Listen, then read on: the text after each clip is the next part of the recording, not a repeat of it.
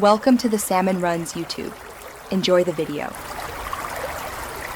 In this video, I will explain how to replace a Honda HR-V tail light assembly. First, gather your tools. You'll need a Phillips head screwdriver and an 8mm socket wrench.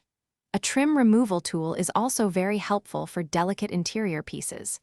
Make sure your new tail light assembly is on hand before you begin, as some models use LED lights that require a full assembly replacement, not just a bulb.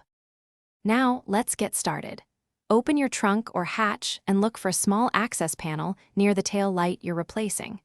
Gently pry this panel off using your trim removal tool to reveal the mounting hardware. You'll typically find two 8mm bolts or Phillips head screws. Carefully remove these, making sure not to drop them into the vehicle's body.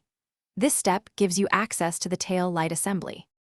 With the screws removed, gently wiggle the tail light assembly to release it from any remaining clips or guides. Once it's loose, carefully disconnect the electrical connector.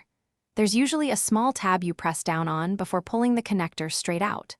Now, take your new tail light assembly and slide it into position, making sure the alignment pins and clips engage correctly. It should fit snugly into the opening. Before fully securing everything, reconnect the electrical harness to your new tail light assembly. It should click firmly into place. Now, it's crucial to test all the light functions, brake lights, turn signals, and running lights to ensure everything is working correctly. Once confirmed, reinsert the two 8mm bolts or Phillips head screws and tighten them. Finally, snap the interior trim panel back into place. Also, be sure to check the description below for a link to a great book about money, plus other helpful deals. Thanks for watching.